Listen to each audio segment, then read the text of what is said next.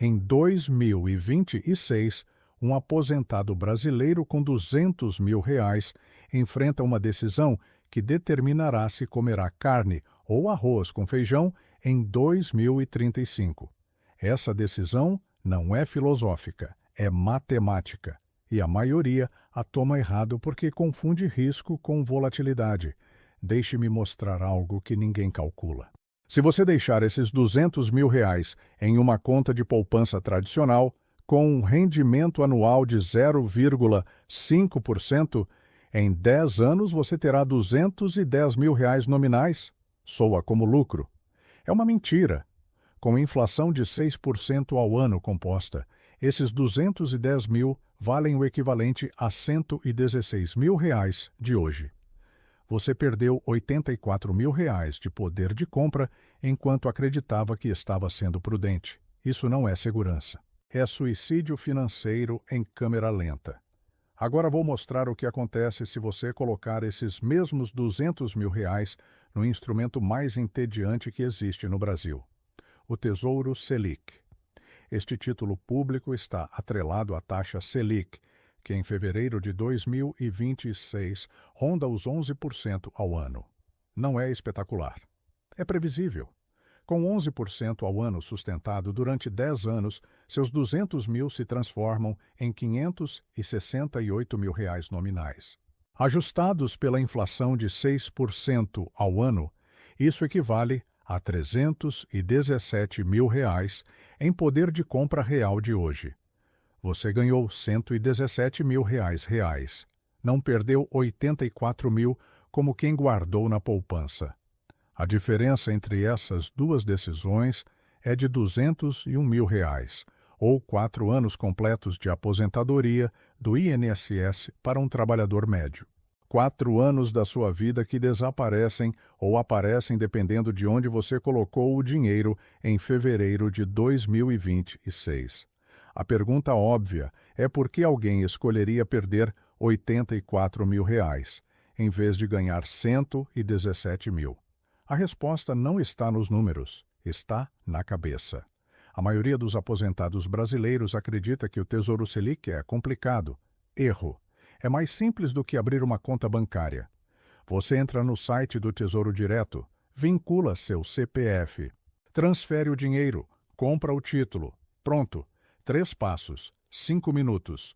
E, no entanto, 92% dos aposentados nunca o fazem. Preferem perder dinheiro real para evitar 5 minutos de desconforto digital. Essa é a diferença entre pobres e ricos. Não é acesso à informação. É tolerância ao desconforto inicial. Agora, o Tesouro Selic tem uma vantagem que ninguém menciona até precisar dela: liquidez diária. Isso significa que, se seu neto tiver um acidente e você precisar de R$ 50.000 amanhã, você pode resgatar esse dinheiro hoje e tê-lo na sua conta em 24 horas úteis. Sem penalidade, sem perda, sem burocracia. Compare isso com um certificado de depósito bancário com prazo de 2 anos. Se resgatar antes do vencimento, você perde rentabilidade ou paga multas. O Tesouro Selic não pune emergências. Por isso, funciona como reserva de emergência líquida, que ainda combate a inflação. É o único instrumento no Brasil que combina liquidez total com proteção inflacionária sem custo de saída. Warren Buffett tem um princípio que repete desde 1960. Nunca invista em algo que você não entenda. O Tesouro Selic é tão simples que não há nada para não entender. Taxa Selic hoje, rentabilidade atrelada a essa taxa. Liquidez diária. Garantia do Tesouro Nacional. Fim da história. Não há letras miúdas, não há surpresas. Não há gerentes de banco vendendo produtos complicados com comissões escondidas. Mas aqui vem algo que muda a equação para aposentados com mais de R$ 250.000. Se você tem R$ 1.000.000, colocar tudo no Tesouro Selic é um erro. Não porque seja ruim, porque você está deixando dinheiro na mesa. E aqui é onde entra o segundo instrumento que ninguém ensina corretamente: o Tesouro IPCA+. Este título combina duas coisas: inflação real medida pelo IPCA mais uma taxa fixa adicional. Em fevereiro de 2026, o Tesouro IPCA mais 2035 paga inflação mais 5,8% ao ano. Isso significa que, aconteça o que acontecer com a inflação, você ganha 5,8% real acima dela. Se a inflação for 6%, você ganha 11,8%. Se for 10%, ganha 15,8%. Seu poder de compra cresce garantido. Agora deixe-me mostrar a diferença matemática entre Tesouro Selic e Tesouro IPCA, mais em um horizonte de 20 anos. Imagine que você tem R$500 mil e os divide em dois, 250 mil em Selic, 250 mil em IPCA+. Cenário Selic, assumindo taxa média de 10% ao ano e inflação de 5% ao ano durante 20 anos, seus 250 mil nominais multiplicam-se por 6,7 vezes, chegando a R$1.691.000 nominais. Ajustados pela inflação, isso equivale a R$638.000 em poder de compra de hoje. Você ganhou 155% real. Agora cenário IPCA+. Com 5,8% real garantido durante 20 anos, seus 250 mil multiplicam-se por 3,07 vezes em termos reais, chegando a R$768.000 de poder de compra atual. Você ganhou 207% real. A diferença entre ambos os cenários é de R$130 mil de poder de compra, ou 2 anos e meio de aposentadoria.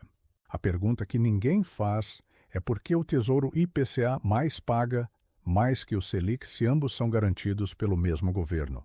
A resposta é liquidez versus compromisso. O Selic deixa você sair todos os dias sem custo. O IPCA mais pune você se vender antes do vencimento porque está sujeito à marcação a mercado. Se as taxas de juros subirem depois que você comprou, seu título perde valor de mercado temporariamente. Se precisar resgatar nesse momento, você perde. Por isso, o IPCA mais paga um prêmio de 5,8%. Ele está compensando você por imobilizar seu dinheiro até o vencimento. Essa é a diferença entre reserva de emergência e aposentadoria a longo prazo. A primeira deve estar em Selic. A segunda deve estar em IPCA+. A maioria mistura as duas e acaba resgatando o IPCA, mas no pior momento, perdendo justamente a vantagem que buscava. Em 1973, vivia a pior combinação possível: inflação de 11% ao ano nos Estados Unidos, recessão em mercado, caindo 48%. As pessoas que tinham títulos prefixados comprados em 1960 e 80 a taxas de 5%, viram como a inflação de 11% destruía seu capital. Um título que pagava 5%, com inflação de 11%, gera perda real de 6% ao ano. Em 5 anos, $1 milhão transformava-se em $730 mil de poder de compra. Essa experiência me ensinou algo que Warren e eu aplicamos até hoje. Nunca compre dívida prefixada longa, em ambientes inflacionários incertos. Sempre proteja contra a inflação primeiro. O Tesouro IPCA mais faz exatamente isso. Ele ancora você na inflação real, mais um retorno adicional garantido. É a lição de 1973, aplicada ao Brasil em 2026. Mas há uma armadilha escondida que invalida tudo o que acabei de explicar se você não a conhecer. E esta armadilha destrói carteiras de aposentados todos os anos no Brasil. O imposto de renda sobre títulos públicos segue uma tabela regressiva, brutal. Se você resgatar antes de 180 dias, paga 22,5% de IR sobre o lucro. Entre 180 e 360 dias, paga 20%. Entre 360 e 720 dias, paga 17,5%. Só depois de 720 dias cai para 15%. Isso significa que um aposentado que compra Tesouro Selic hoje e precisa resgatar em 6 meses por emergência médica, vai pagar 22,5% de IR sobre tudo o que ganhou. Se ganhou R$ 5.000 de rentabilidade, R$ 1.125 vão para a Receita Federal. Sobram R$ 3.875 líquidos. A maioria não calcula isso antes. Descobre quando resgata. E aí é tarde. Por isso, existe um instrumento que os bancos brasileiros odeiam que você conheça: certificados de depósito bancário, com cobertura do Fundo Garantidor de Créditos FGC, os CDBs. Estes títulos privados emitidos por bancos pagam taxas competitivas e têm proteção de até R$ 250 mil por CPF e por instituição financeira. Mas aqui vem o interessante. Alguns CDBs pagam 110% do CDI, que está quase atrelado à Selic. Se a Selic é 11%, o CDI ronda 10,75% e 110% do CDI é 11,825%. Isso é mais que o Tesouro Selic. E a pergunta óbvia é por quê? A resposta é risco de crédito. O Tesouro Nacional não quebra, um banco sim. Por isso, o banco paga mais a você. Ele está comprando sua confiança com rentabilidade adicional. Agora, o FGC muda toda a equação. Se o banco quebrar, o FGC devolve a você até R$ 250 mil por CPF. Isso significa que, se você distribuir seu dinheiro em 4 bancos pequenos, colocando 250 mil em cada um, você tem R$ 1 milhão protegidos, ganhando 110% do CDI. É quase como ter o Tesouro Selic com rentabilidade adicional. Mas há uma armadilha. O FGC demora até 60 dias para pagar após a liquidação do banco. Se você precisar desse dinheiro amanhã e o banco acabar de quebrar, você vai esperar. Por isso, os CDBs funcionam para a parte da carteira de médio prazo, não para a reserva de emergência imediata. A estrutura correta para um aposentado com R$ 500 mil é algo como isso: 100 mil em Tesouro Selic para emergências, 200 mil em CDBs, distribuídos em 2 bancos, 200 mil em Tesouro IPCA, mais vencimento, 2035. Essa combinação dá a você liquidez imediata, rentabilidade competitiva e proteção inflacionária de longo prazo. Em 1994, o Brasil viveu o Plano Real. A inflação passou de 2.700% ao ano em 1993 para 22% em 1995. Quem tinha dinheiro em poupança tradicional, com correção mensal, viu seu poder de compra estabilizar-se de repente. Mas quem não moveu nada após a estabilização perdeu a oportunidade de capturar taxas reais positivas pela primeira vez em décadas. As taxas de juros reais no Brasil entre 1995 e 2000 chegaram a ser das mais altas do mundo. Um CDB pagava 20% ao ano com inflação de 6%, 14% real. Em 10 anos, R$ 100 mil transformavam-se em R$ 368 mil em poder de compra real. Mas a maioria dos brasileiros não saiu da poupança. Tinham medo de bancos após décadas de confiscos e planos econômicos falhos. Esse medo custou a eles o equivalente a R$ 268 mil por cada 100 mil que tinham, ou 15 anos de aposentadoria do INSS. O medo sem base matemática destrói riqueza tanto quanto a ganância. Agora vou mostrar algo que poucos aposentados brasileiros conhecem: letras de crédito imobiliário e letras de crédito do agronegócio, LCIs e LCAs. Estes instrumentos são emitidos por bancos para financiar crédito imobiliário e rural. A diferença brutal para os CDBs é que as LCIs e LCAs são isentas de imposto de renda, zero IR. Se uma LCI paga 90% do CDI, isso equivale a 9,67% ao ano, com Selic em 10,75%. Mas como você não paga IR, sua rentabilidade líquida é esses 9,67 completos. Um CDB que paga 110% do CDI dá a você 11,825 bruto. Mas após o IR de 15% no longo prazo, sobram 10,05 líquido. A LCI a 90% dá menos bruto, mas quase o mesmo líquido. E se a LCI pagar 100% do CDI, você ganha mais líquido que um CDB a 110%. A armadilha das LCIs e LCAs está na liquidez. A maioria tem prazo mínimo de 90 dias, sem possibilidade de resgate antecipado. Se você comprar uma LCI hoje e seu filho precisar de dinheiro em 60 dias, você não pode tirar. Tem que esperar os 90 dias completos. Por isso, as LCIs e LCAs não servem para a reserva de emergência. Servem para a parte da sua carteira que você não vai tocar nos próximos 6 a 12 meses. Um aposentado com R$800 mil poderia estruturar algo assim: 100 mil em Tesouro Selic, 300 mil em LCIs e LCAs distribuídas em 3 bancos com FGC, 400 mil em Tesouro IPCA mais longo prazo. Essa estrutura combina liquidez imediata, isenção fiscal no médio prazo e proteção inflacionária no longo prazo. Mas exige disciplina mental. Exige não misturar as 3 gavetas. A maioria mistura tudo e acaba resgatando o IPCA mais quando precisa de liquidez, perdendo justamente a proteção que buscava.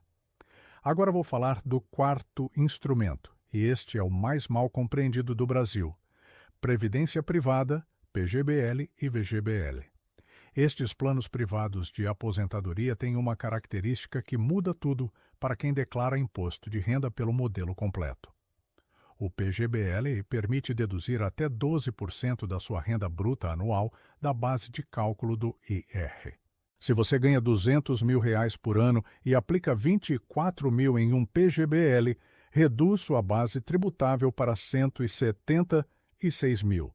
Com alíquota marginal de 27,5%, você economiza 6.600 de imposto no ano. Esses 6.600 são um retorno imediato de 27,5% sobre sua aplicação. Antes que o dinheiro renda qualquer coisa, isso não é benefício fiscal. É matemática direta. Mas aqui vem a parte que ninguém explica bem. Quando você resgata o PGBL na aposentadoria, paga IR sobre o total. Sobre aporte mais rentabilidade, se aplicou 24 mil, que economizaram 6.600 de imposto, e esses 24 mil cresceram para 100 mil em 30 anos, você vai pagar IR sobre esses 100 mil completos. Com tabela regressiva de longo prazo, após 10 anos, você paga 10%. 10 mil de imposto sobre 100 mil. Sobram 90 mil líquidos. Mas no momento da aplicação, você economizou 6.600. Somando tudo, o benefício líquido é complexo e depende da sua alíquota marginal na aplicação versus sua alíquota no resgate. Se aplica com alíquota de 27,5% e resgata com 10% de tabela regressiva, ganha 17,5 pontos de diferença. Se aplica com alíquota de 27,5% e resgata com 27,5%, porque sua renda na aposentadoria é alta, não ganha nada. Apenas diferiu o imposto. O VGBL funciona diferente, não permite dedução na aplicação. Mas no resgate, você paga IR apenas sobre a rentabilidade, não sobre o total. Se aplicou 24 mil que cresceram para 100 mil, paga IR sobre os 76 mil de lucro. Com tabela regressiva de 10% após 10 anos, paga 7.600. Sobram 92.400 líquidos. Compare isso com o PGBL, onde sobravam 90 mil.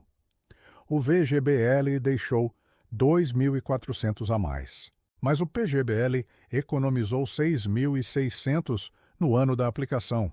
Líquido, o PGBL ganhou 4.200. Por isso, o PGBL só funciona para quem declara IR completo com alíquota marginal alta. Se declara simplificado ou é isento, o PGBL é um erro. Use VGBL. Em 1962, Warren e eu estruturamos a estratégia da Berkshire para os próximos 20 anos. Decidimos que não pagaríamos dividendos, zero. Todo o fluxo de caixa seria reinvestido dentro da companhia. Por quê? Porque se a Berkshire pagasse dividendos, os acionistas pagariam imposto imediato. Se reinvestíssemos, o acionista só pagaria imposto quando vendesse as ações, talvez décadas depois. Essa diferença de timing do imposto permitia que o dinheiro crescesse sem fricção fiscal durante 30 ou 40 anos. É o mesmo princípio do PGBL e VGBL. Diferir imposto não é evadir.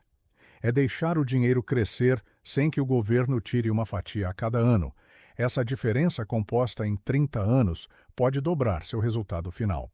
Mas aqui vem algo que muda tudo em 2026. Desde janeiro, a regulação brasileira permite que planos de previdência privada invistam até 20% em ativos internacionais. Isso significa que seu PGBL ou VGBL pode ter exposição a ações americanas, títulos alemães, REITs internacionais. Antes você estava limitado ao Brasil. Agora pode diversificar o risco país. E isso não é trivial para um aposentado brasileiro.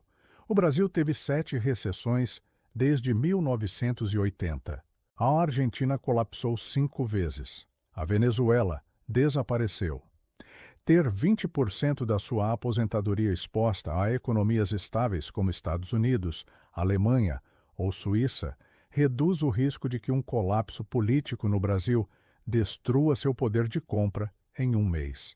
Em 2015, o real brasileiro caiu 47% contra o dólar em 12 meses. Se tinha 100% em reais, perdeu 47% de poder de compra internacional. Se tinha 20% em dólares, perdeu apenas 37,6%. 10 pontos de diferença. Em R$1 milhão, isso são R$100 mil de poder de compra preservado. A pergunta é se vale a pena pagar as taxas de administração dos planos de previdência. Alguns cobram 2% ao ano. Isso significa que, se sua carteira rende 10% bruto, sobram 8% líquido para você. Em 30 anos, a diferença entre 10% e 8% compostos é brutal. R$100 mil a 10% transformam-se em 1.748.000. A 8% transformam-se em 1.006.000. Você perdeu 742 mil por pagar 2 pontos anuais de taxa. Isso é mais de 7 vezes seu investimento inicial evaporado em taxas. Por isso, você só usa previdência privada se as vantagens fiscais superarem as taxas de administração. Se sua alíquota marginal é 27,5% e a taxa de administração é 0,5%, vale a pena? Se sua alíquota é 15% e a taxa é 2%, você perde. Agora chegamos ao quinto instrumento e este é o que gera mais confusão em aposentados brasileiros. Fundos imobiliários, FIIs. Estes fundos compram propriedades comerciais, edifícios de escritórios, galpões logísticos, shopping centers. Você compra cotas do fundo na bolsa. O fundo recebe aluguéis. Distribui 95% desses aluguéis aos cotistas todo mês. Esses dividendos são isentos de imposto de renda para pessoas físicas. Se um FII paga a você R$1.000 de dividendo mensal, você recebe R$1.000 líquidos. Zero retenção. Essa isenção muda completamente a equação de rentabilidade. Imagine um FII que cota a R$100 a cota e paga R$1 de dividendo mensal. Isso são R$12 anuais. 12% de dividend yield. Sem imposto. Um CDB que dê a você 12% líquido precisa pagar 14,08 bruto, porque você vai perder 15% de IR no longo prazo. O FII já entrega os 12 líquidos, mas há uma armadilha: o preço da cota flutua. Se o mercado cair, sua cota que valia 100 pode cair para 80. Você perdeu 20% de capital. Embora continue recebendo os R$ 12 anuais de dividendo, seu patrimônio nominal caiu. Aí é onde a maioria entra em pânico, vendem a 80, perdem R$ 20 e deixam de receber os 12 anuais de dividendo que continuariam chegando. Em 2008, durante a crise financeira global, os REITs americanos caíram 70% em 6 meses. A maioria vendeu. Warren e eu compramos. Por quê? Porque os edifícios continuavam lá. Os inquilinos continuavam pagando aluguel. O dividend yield no preço colapsado era de 15% ao ano. Isso é rentabilidade brutal para ativos tangíveis com fluxo de caixa recorrente. 3 anos depois, os REITs tinham recuperado tudo o que perderam e continuavam pagando dividendos. Quem comprou em 2008 e aguentou, triplicou seu dinheiro em 4 anos. Quem vendeu em pânico, perdeu 70% e nunca recuperou. Essa é a diferença entre entender volatilidade e entender risco. Volatilidade é o preço que se move. Risco é o negócio que quebra. Os REITs tinham volatilidade, não tinham risco de quebra. A maioria não viu a diferença. No Brasil, um aposentado com R$ 500 mil poderia estruturar algo assim: 150 mil em FIIs, diversificados entre logística, sale-leaseback e build-to-suit. Estes tipos de FIIs têm contratos de aluguel longos com empresas sólidas. Um contrato build-to-suit pode ser de 20 anos com aluguel indexado à inflação. Isso significa fluxo de caixa previsível durante 2 décadas. Sale-leaseback é quando uma empresa vende sua sede ao FII e aluga de volta. A empresa precisa do imóvel para operar. Não vai deixar de pagar o aluguel. Esses FIIs pagam dividend yield entre 8% e 10% anual histórico. Com 150 mil investidos a 9%, você recebe R$ 13.500 anuais líquidos, ou R$ 1.125 mensais, sem imposto. Isso complementa sua aposentadoria do INSS sem tocar no seu capital. Mas aqui vem algo que muda toda a análise de FIIs. Desde 2015, o Brasil teve uma transformação brutal na infraestrutura logística. O crescimento do e-commerce disparou a demanda por galpões de distribuição. FIIs logísticos como XPLG11, BTLG11, VLG11 tiveram valorização de patrimônio de 60% a 80% entre 2019 e 2025. Mas não foi especulação. Foi aumento real do valor dos imóveis porque a demanda por logística cresceu 30% ao ano durante 6 anos.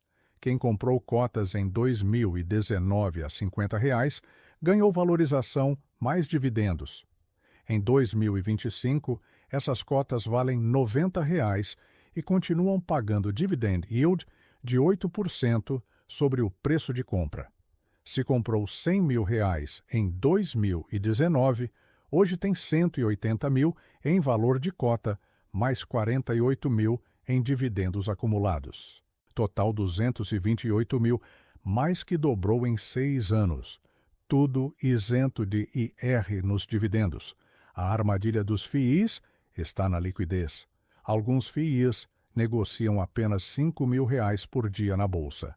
Se você tem R$ 100 mil nesse FIIC e precisa vender tudo amanhã, vai empurrar o preço contra você mesmo. Pode perder 5% ou 10% apenas por falta de compradores.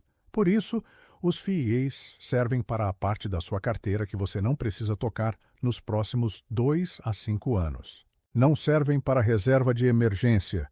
Se um aposentado mistura tudo e coloca sua reserva de emergência em FIIs e líquidos, no dia em que sua esposa tiver um AVC e precisar de R$ 50 mil urgente, vai descobrir que não pode vender sem perder. Essa confusão entre liquidez e rentabilidade mata carteiras. Agora deixe-me mostrar algo que ninguém calcula: a correlação entre estes 5 instrumentos durante crises. Em março de 2020, quando o Covid colapsou mercados, aconteceu isto. Tesouro Selic manteve-se estável, subiu 0,2%. Tesouro IPCA, mas caiu 17% no preço de mercado porque as taxas futuras subiram. CDBs mantiveram-se estáveis porque não têm marcação diária. LCIs e LCAs igual. Previdência privada caiu 12% na média, porque a maioria está investida em renda variável. FIIs caíram 38% em 30 dias. Se tinha 100% em FIIs, seu patrimônio caiu quase 40% em um mês. Se tinha 50% em Tesouro Selic e 50% em FIIs, caiu apenas 19%. A diversificação não é teoria. É matemática que salva você quando tudo colapsa. Quem estava diversificado em março de 2020 dormiu desconfortável, mas não entrou em pânico. Quem estava concentrado vendeu no fundo e perdeu para sempre.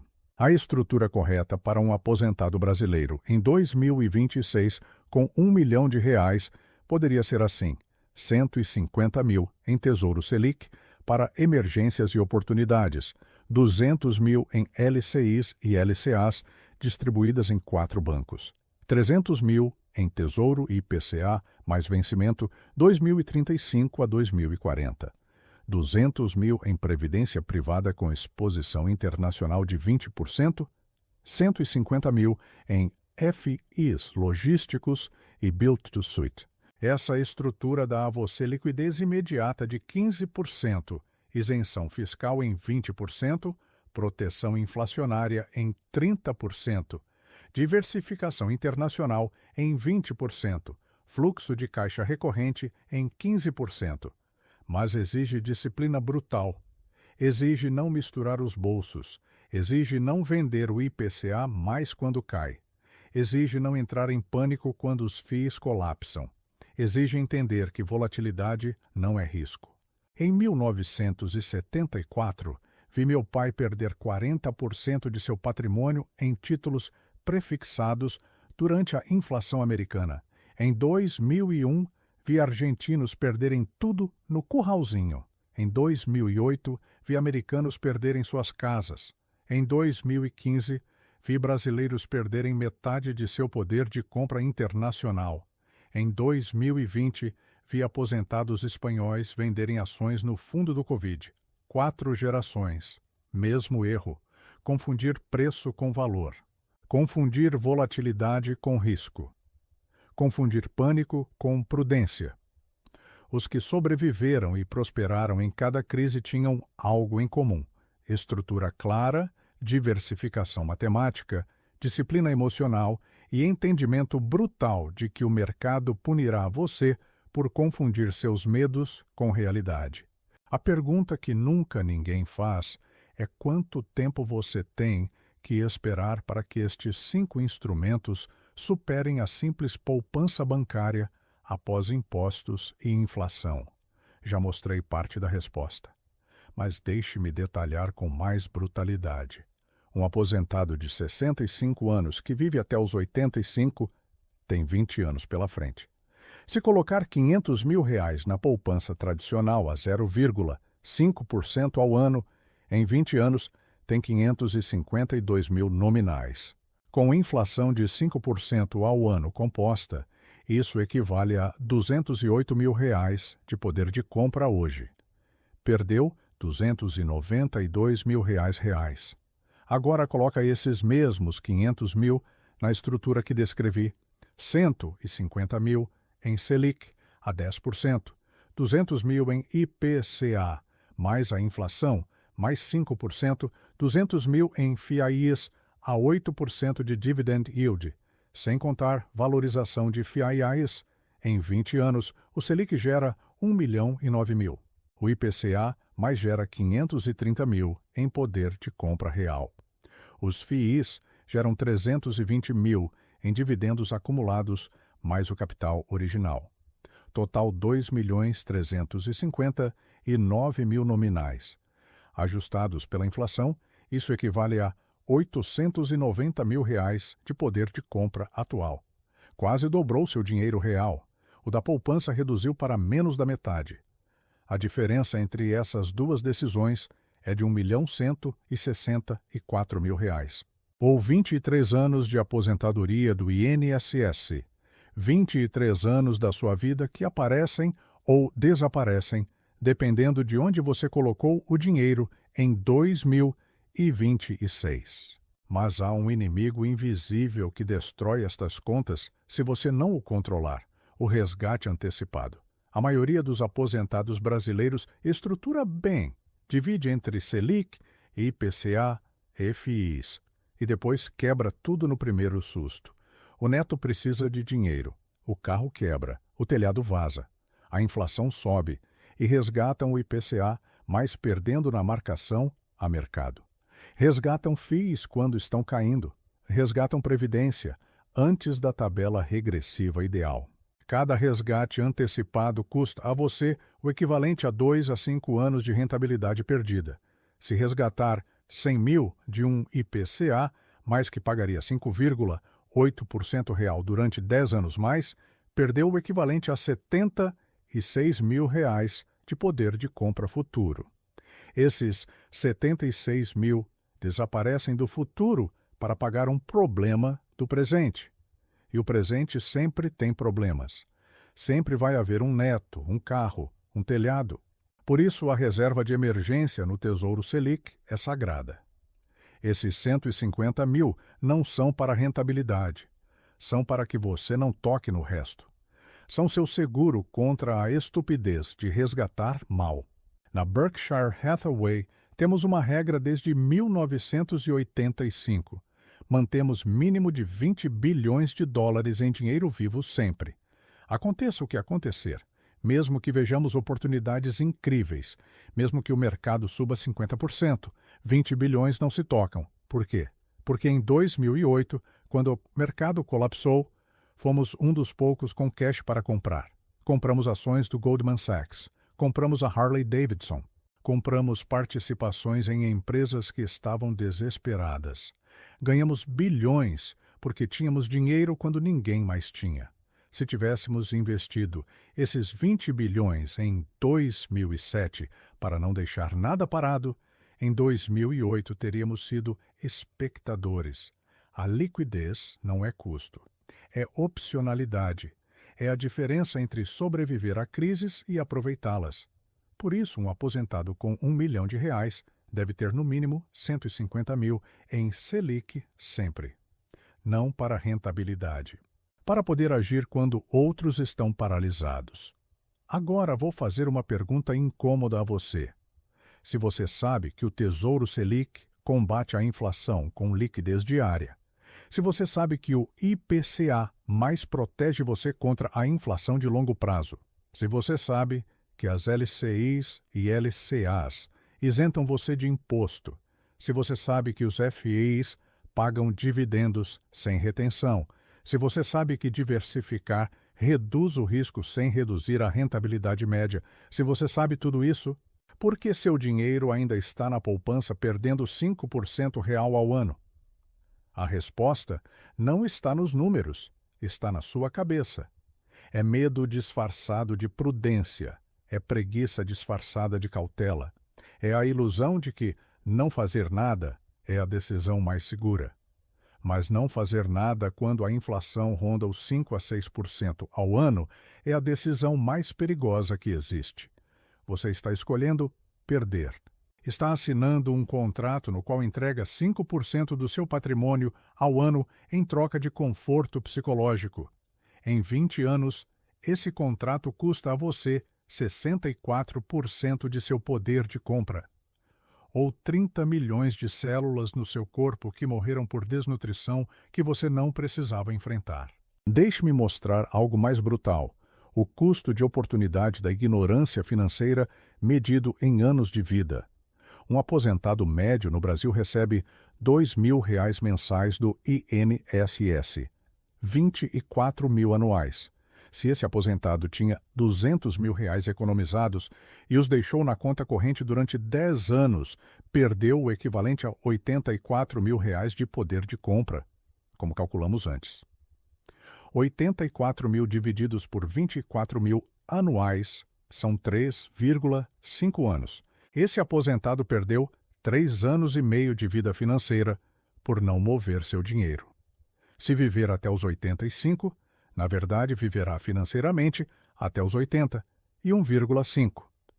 Os outros 3,5 anos ele deu de presente para a inflação.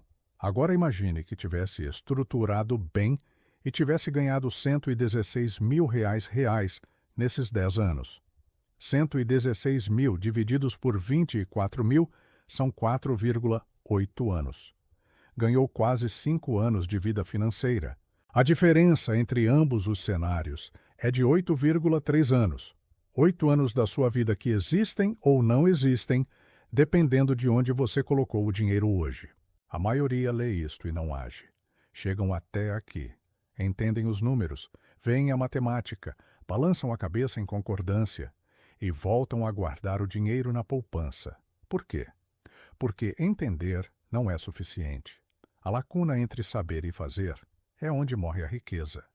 Em 1973, meu pai me explicou os juros compostos.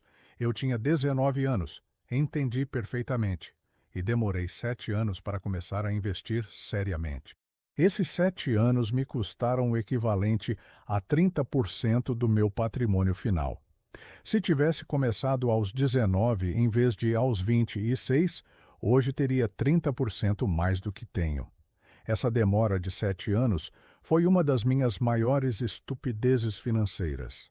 Não foi falta de conhecimento, foi falta de ação, foi acreditar que entender era suficiente. Não é, nunca é. Agora, em 2026, um aposentado brasileiro enfrenta algo que não existia em 1973: acesso instantâneo. Naquela época, para comprar um título, você tinha que ir a um banco, falar com um gerente, assinar papéis, esperar dias. Hoje você abre o site do Tesouro Direto do seu celular, registra o CPF, transfere o dinheiro, compra um título, 3 passos, 10 minutos, a fricção tecnológica desapareceu. E, no entanto, a fricção psicológica continua intacta. A maioria ainda não age, não porque seja difícil, porque exige 15 minutos de desconforto digital. Preferem perder 5% real ao ano para sempre em troca de evitar 15 minutos de desconforto hoje. Essa é a equação mais estúpida que existe nas finanças pessoais, e 92% dos brasileiros a escolhem. Vou dizer algo que vai soar duro, mas é verdade matemática. Se você tem mais de 65 anos e seu dinheiro está na poupança ou conta corrente, cada mês que passa sem se mover custa a você o equivalente a uma semana de comida no futuro. Se tem 500 mil reais, perdendo 5% real ao ano, isso são 25 mil reais de poder de compra evaporado anualmente. 25 mil divididos por 12 meses são 2.883 reais mensais. 2.883 divididos por 4 semanas são 720 reais semanais.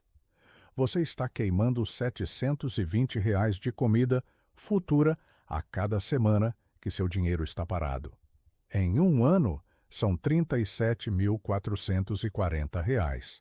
Suficiente para comprar comida para 2 pessoas durante um ano completo no Brasil. Você está literalmente escolhendo passar fome no futuro para evitar agir hoje. A pergunta final é se vale a pena começar tarde. Se você tem 70 anos, vale a pena estruturar sua carteira agora? A resposta matemática é brutal. Se você vive até os 85, tem 15 anos pela frente. 100 mil reais na poupança a 0,5% geram 107.700 nominais em 15 anos. Com inflação de 5%, isso equivale a R$ 51.600 de poder de compra. Você perdeu quase a metade. Agora 100 mil no Tesouro Selic, A 10% geram 417 mil nominais. Ajustados pela inflação, isso são 200 mil de poder de compra real. Você dobrou seu dinheiro real. A diferença entre ambos é de R$ 148.400. Ou 7 anos de aposentadoria do INSS. Mesmo começando aos 70, a diferença entre agir e não agir é de 7 anos de vida financeira. Não é tarde. Nunca é tarde enquanto você estiver vivo. O único tarde é quando você estiver morto e sua família descobrir que deixou tudo na poupança, perdendo para a inflação. Em 1987, tive uma conversa com um engenheiro aposentado em Omaha. Ele tinha 74 anos. Perguntou-me se ainda fazia sentido investir. Perguntei-lhe quantos anos esperava viver. Disse que o pai dele viveu até aos 92, disse-lhe que tinha 18 anos de investimento pela frente. Mais do que muitos jovens que começam aos 30 e param aos 45 por impaciência. Começou a investir aos 74 anos. Morreu aos 90. Em 16 anos, multiplicou seu patrimônio por 3 em termos reais. Seus netos receberam uma herança que mudou a vida deles. Tudo porque um homem de 74 anos teve a coragem de admitir que estivera errado durante 50 anos e decidiu agir. Não era tarde. Nunca é tarde. É tarde apenas quando você decide que é tarde. Agora faço a você a pergunta que você não pode evitar. Você terminou de ler isto, entendeu os 5 instrumentos, viu a matemática, calculou sua perda atual. Sabe exatamente quanto está perdendo a cada mês que não age. E em 3 dias, isto vai ser apenas outro artigo que você leu. Você vai voltar para a sua vida, vai adiar, vai dizer amanhã, e amanhã vai dizer na próxima semana, e na próxima semana vai dizer no próximo mês. E em 1 ano, você vai estar exatamente no mesmo lugar. Com 5% menos de poder de compra, R$ 25 mil evaporados. Uma semana de comida queimada a cada mês, essa é a realidade dos 92%. Lê, entende, não age, perde, repete. Mas há 2% que fazem diferente. Terminam de ler isto, abrem outra aba, entram no Tesouro Direto, registram o CPF, transferem o dinheiro, compram o primeiro título, tudo em menos de 30 minutos. Não é coragem. É simplesmente não ser estúpido. É entender que a estupidez mais cara nas finanças não é perder dinheiro em um investimento ruim. É não fazer nada enquanto a inflação devora você. Essa estupidez passiva é a mais destrutiva porque não dói. Você não vê sangue, não vê perda. Só vê o mesmo número na sua conta bancária. Mas esse número vale menos a cada mês. E em 15 anos vale a metade. E ninguém avisou você, exceto que estou avisando agora. E em 3 dias você vai ter esquecido esta conversa. E em 1 ano você vai lamentar não ter agido. E eu vou continuar morto, sem me importar. Mas você vai estar vivo com metade do seu poder de compra destruído por pura preguiça disfarçada de prudência. A escolha é binária. Você age nas próximas 72 horas ou nunca age. A experiência ensinou-me que quem não age em 72 horas após entender algo assim, nunca age. A janela fecha-se, a inércia ganha. O medo disfarça-se de racionalidade e a pessoa volta para a sua zona de conforto, embora essa zona a esteja matando financeiramente. Assim, aqui está a última pergunta. Não a que eu faço a você. A que você fará a si mesmo daqui a 10 anos, quando estiver comendo arroz com feijão enquanto seus vizinhos que agiram hoje comem carne. A pergunta é simples. Por que não movi meu dinheiro quando sabia exatamente o que fazer? E a resposta vai ser igualmente simples, porque a lacuna entre saber e fazer é onde morre a riqueza. E eu decidi morrer do lado errado dessa lacuna. Aos meus 99 anos, já não me importa se você age ou não. Meu trabalho é mostrar a matemática. Seu trabalho é escolher se a obedece ou a ignora. Ambas são decisões, ambas têm consequências. Só que uma tem consequências que você vê em 10 anos. A outra tem consequências que você vê amanhã, quando sua conta continua igual, e isso lhe dá uma falsa sensação de segurança. Mas o tempo não negocia, a inflação não descansa. E os números não mentem, nunca mentem. Nem mesmo para fazer você sentir-se melhor. Deixe-me mostrar agora algo que muda radicalmente a análise para aposentados que ainda têm renda ativa. Porque nem todos os aposentados estão completamente retirados. Alguns continuam trabalhando part-time. Alguns têm negócios pequenos. Alguns recebem honorários por consultoria. E essas rendas ativas abrem uma porta que os aposentados sem renda não têm. A porta dos aportes contínuos. Se você tem 65 anos, recebe R$ 3.000 de INSS e gera R$ 2.000 adicionais mensais, trabalhando meio período, esses R$ 2.000 não são para gastos, são para investimento puro, porque seus gastos já estão cobertos pelo INSS. Esses R$ 24.000 anuais de trabalho em meio período podem transformar completamente sua situação em 10 anos. Imagine que você aplique esses R$ 2.000 mensais no Tesouro Selic durante 10 anos, com rentabilidade média de 10% ao ano. Após 10 anos, você não tem 240 mil, tem 384 mil. A diferença são 144 mil gerados puramente por juros compostos sobre aportes regulares. Agora, compare isso com deixar esses R$ 2.000 na conta corrente todo mês. Em 10 anos você tem 240 mil nominais, que valem 143 mil em poder de compra real. Você perdeu 97 mil. A lacuna entre investir essas rendas ativas e não fazê-lo é de R$ 481 mil de diferença total, ou 20 anos de aposentadoria do INSS. 20 anos da sua vida que se materializam ou desaparecem dependendo de se você investe rendas ativas marginais ou as deixa apodrecer na conta corrente. Mas há uma armadilha psicológica que destrói esta estratégia antes de ela começar. A maioria dos aposentados que gera renda adicional a gasta em melhorias de estilo de vida. Um restaurante melhor, um carro mais novo, viagens mais frequentes, presentes mais caros para netos.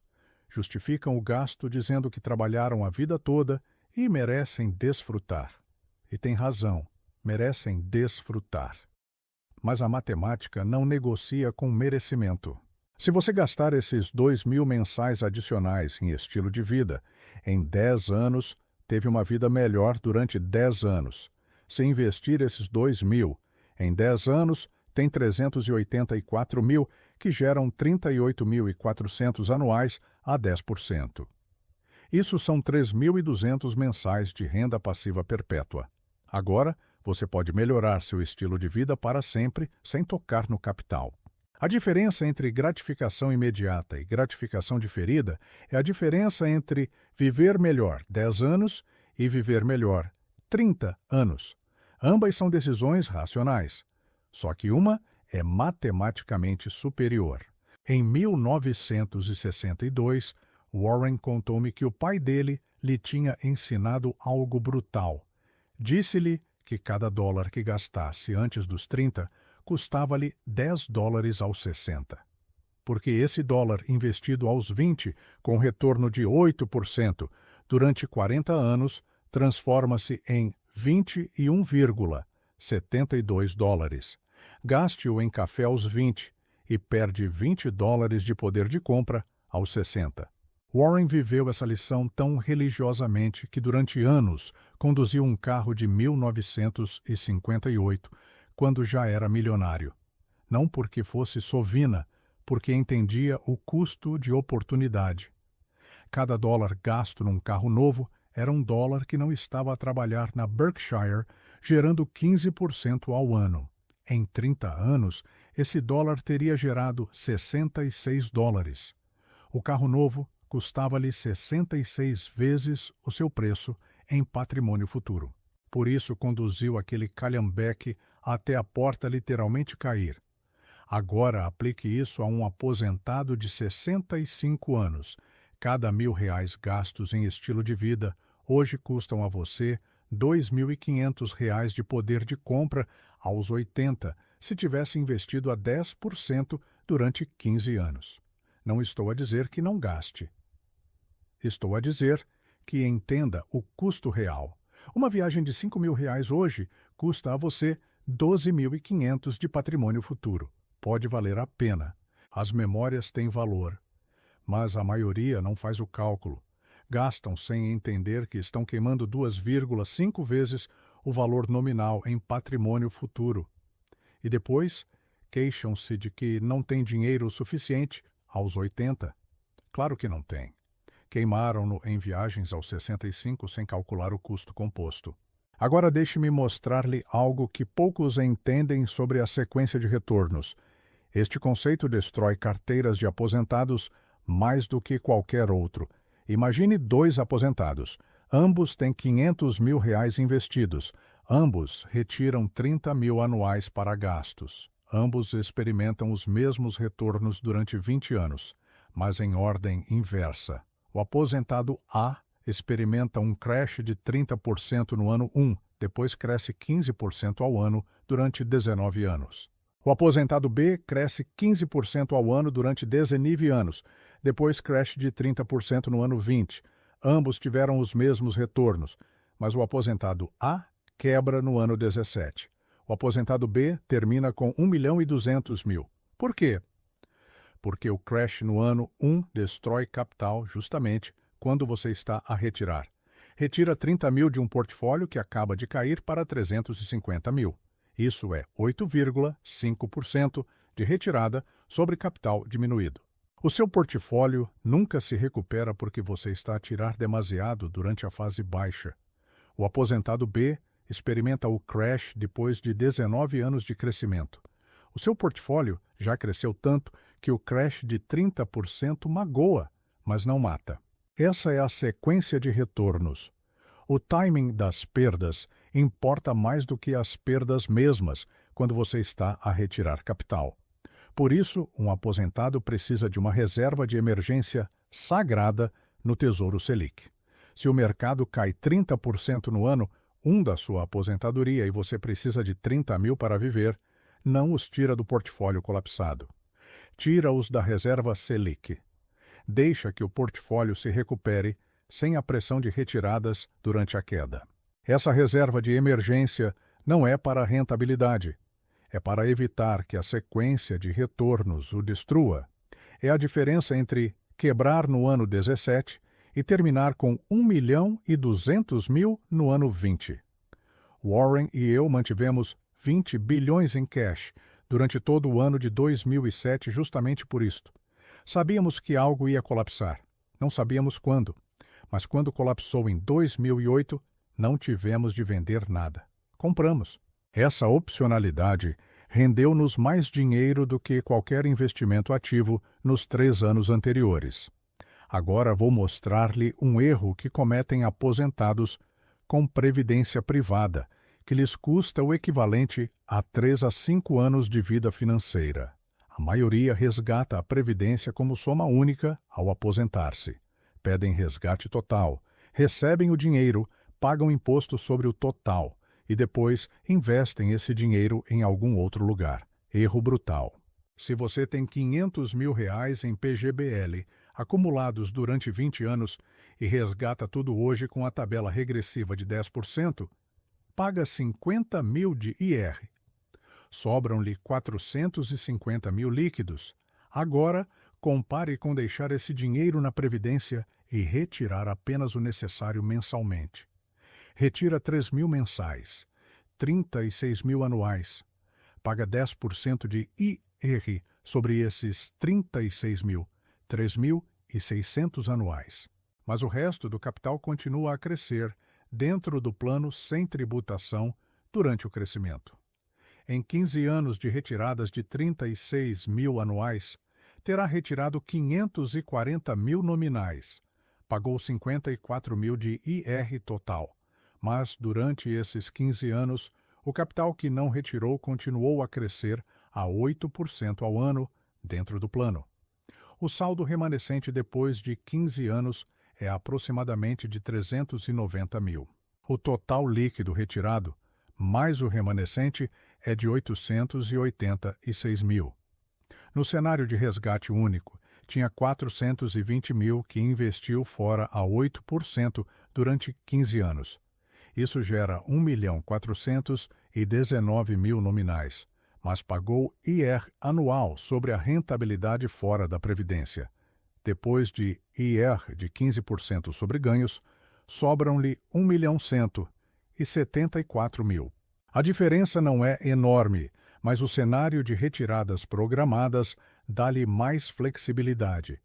Pode ajustar retiradas conforme a necessidade, pode deixar mais capital crescendo sem tributar se não precisar de tudo.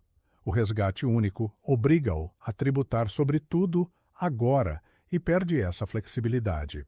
Em 2003, a Berkshire enfrentou uma decisão semelhante com impostos diferidos nas nossas subsidiárias de seguros.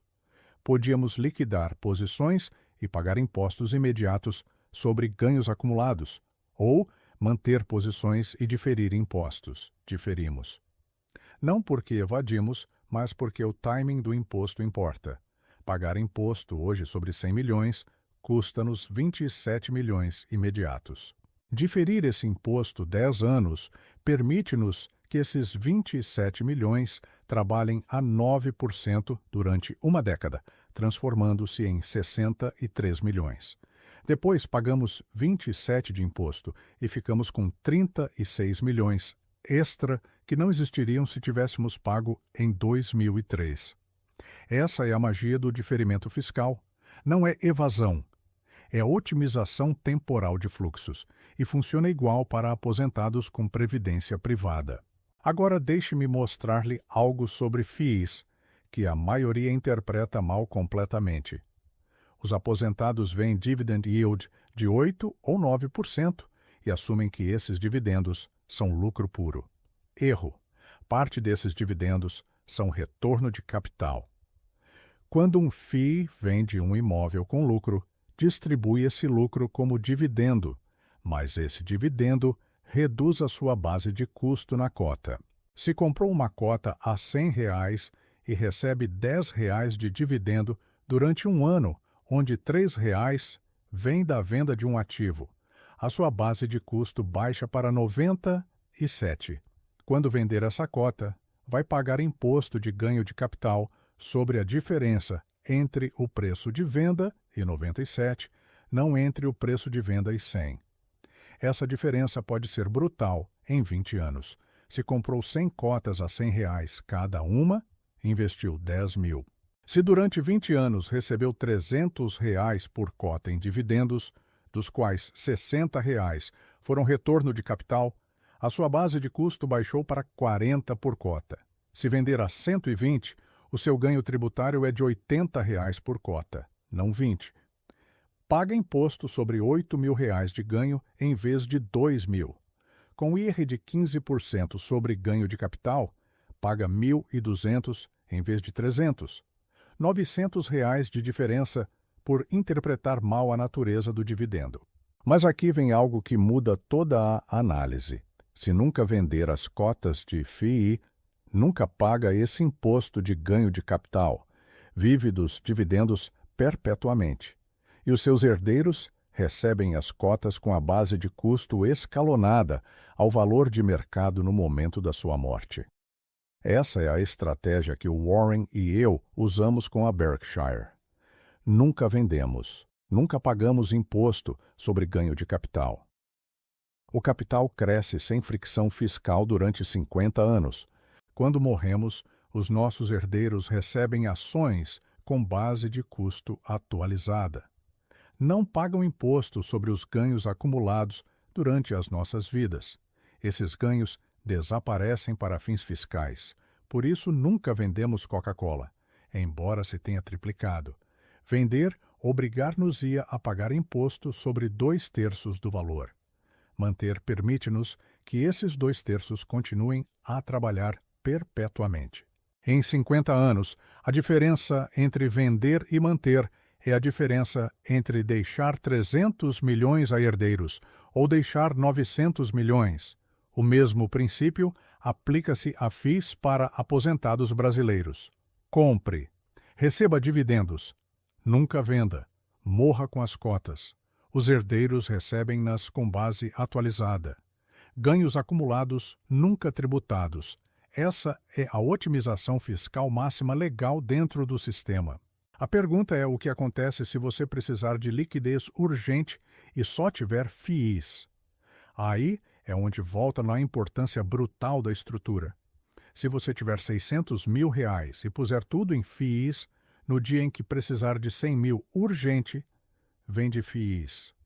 Paga imposto sobre ganho de capital. Perde opcionalidade. Quebra a estratégia de manter perpétuo. Mas se estruturou 100 mil em Selic, 300 mil em IPCA+, 200 mil em FIAs, quando precisar de 100 mil urgente, usa o Selic. Os FIIs ficam intactos. A estratégia de não vender é preservada. A otimização fiscal perpétua continua a funcionar. Por isso, a estrutura não é opcional. É a diferença entre improvisar mal quando chega a crise e executar o plano desenhado exatamente para essa crise. Em 1999, durante a bolha das .com, vi gente vender posições de longo prazo para entrar em tecnologia. Venderam Coca-Cola, Procter & Gamble, Johnson & Johnson.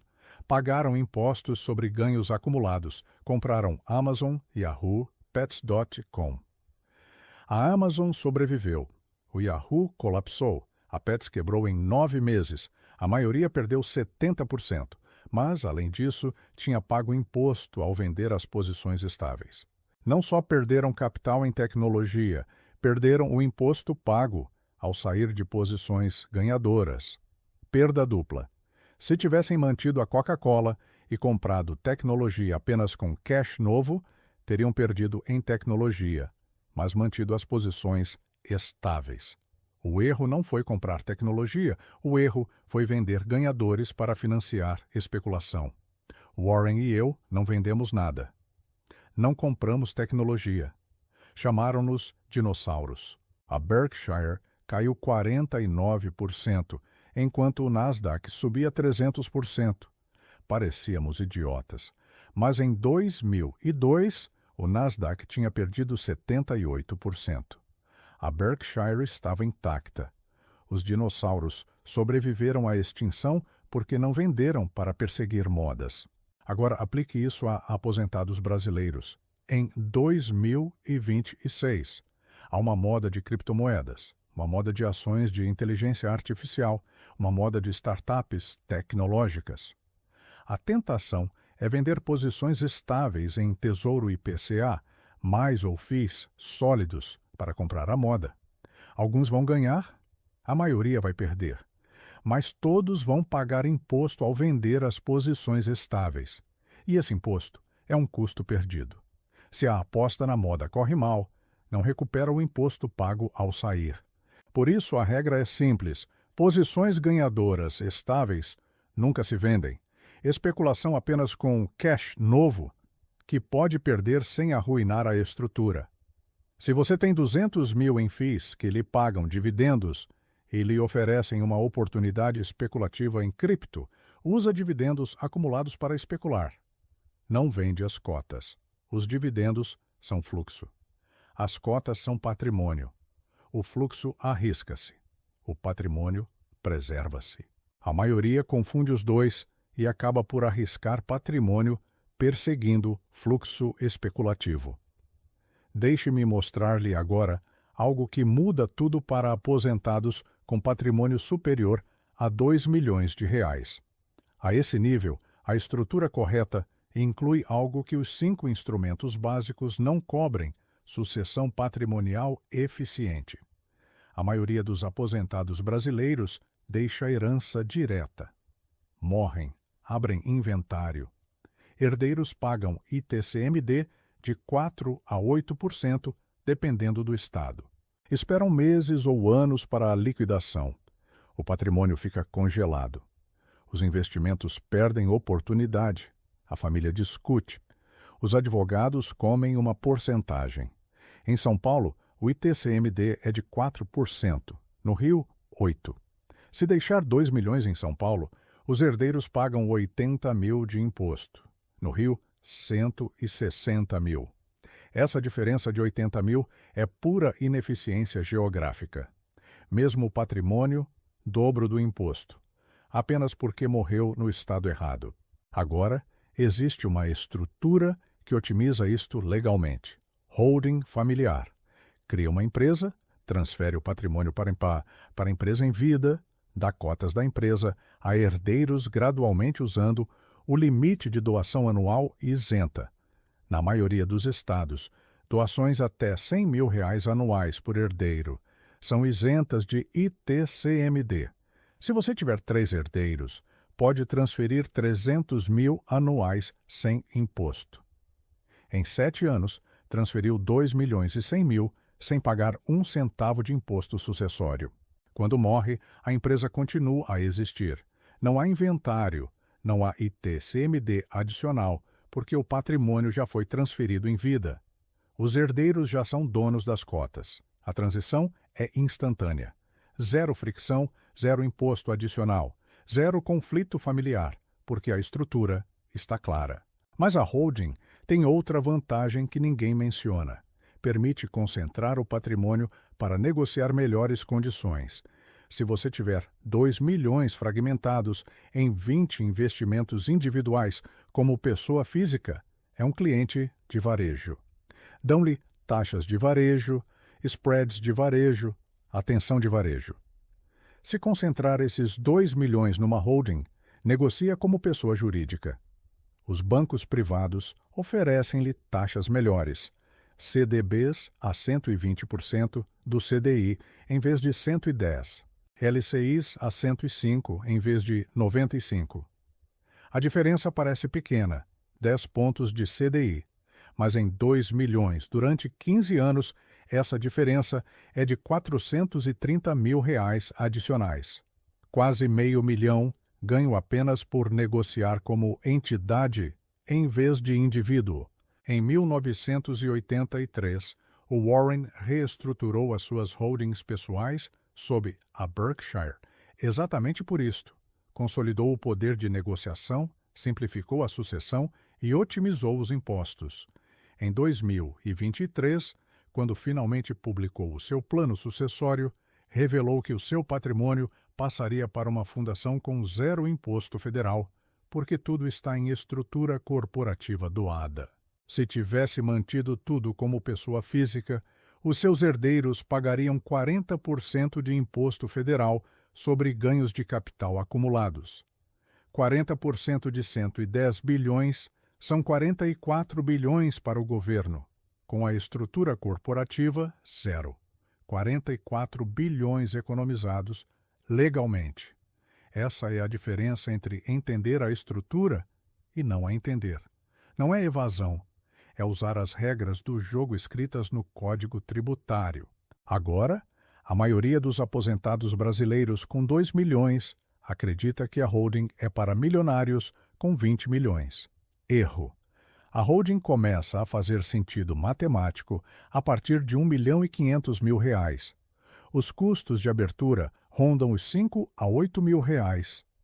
Os custos de manutenção anual são de R$3 a R$5 mil. Em 10 anos, gasta aproximadamente R$58 mil na estrutura, mas economiza de 4 a 8% de ITCMD sobre 2 milhões. Isso são 80 a 160 mil. Neto positivo de 22 a 102 mil apenas em imposto sucessório. Sem contar a vantagem de negociação que lhe gera outros 400 mil em melhores taxas. O benefício total em 15 anos ronda os 500 a 600 mil reais. O custo total da estrutura ronda os 60 mil. O retorno sobre o investimento na estrutura é de 900%. Por que é que ninguém faz isto? Porque requer conversar com um advogado tributário. Requer 30 minutos de desconforto burocrático inicial requer mudar a forma como pensa sobre o patrimônio. A maioria prefere pagar 80 mil de imposto sucessório em troca de evitar 30 minutos com um advogado tributário. Essa é a decisão mais cara que tomam em toda a sua vida financeira.